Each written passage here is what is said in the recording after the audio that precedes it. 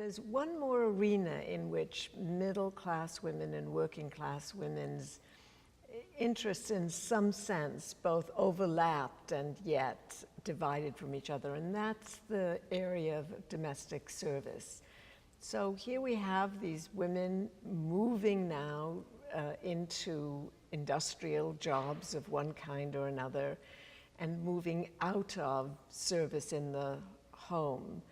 They move into industrial jobs for what reason, when domestic service, after all, still pays probably as well, if you consider the room and board, as non-industrial jobs. Yeah, and that is one of the most striking developments, I think, of the post-Civil War period, is that you see so many native-born white women, especially, leaving jobs as domestic servants to go work in factories or department stores, and this completely mystifies upper-class women and middle-class women. They sort of think, why would these women, why would our servants want to go out and work in a factory? It's dirty and dangerous when they could be here, you know, working in our homes. And working class women had very clear answers to that question. A lot of them really felt that working as a domestic servant compromised their independence. They complained about the fact that there was somebody ordering them around all the time. They felt like if they were in, say, a workshop, you know, maybe where 20 women were working together, they had a sort of collective protection in the fact that they were working with other women. That made them feel more comfortable. A lot of women who were domestic servants were actually sexually harassed. I mean, Lenora Berry talked about the problem of sexual harassment in industrial work, but it was endemic in domestic work. And a lot of women who left domestic service said they left their jobs because of harassment.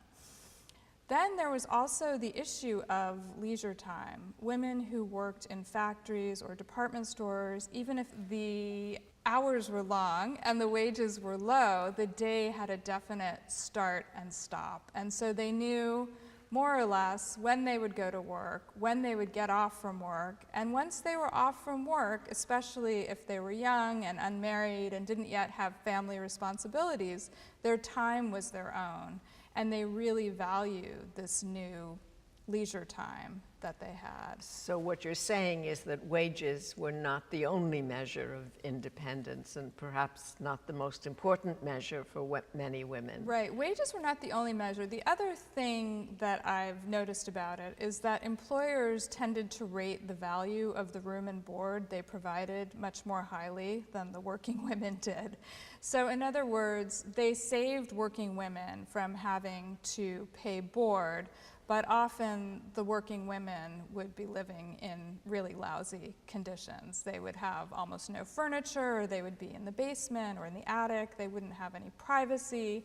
So for the working women, it might be worth it, if they could afford it, to live in a boarding house or room with a couple of other women and spend the money on that, rather than deal with the poor conditions of boarding in somebody else's household. One reads stories of women domestic servants sleeping in the kitchen on cardboard or crates, wooden crates that are stacked together, and that was their sleeping place for as long as they worked in those places. Yeah, so actually the conditions, in a way, even if you were in an affluent home, you might be living in pretty poor conditions if you were a servant.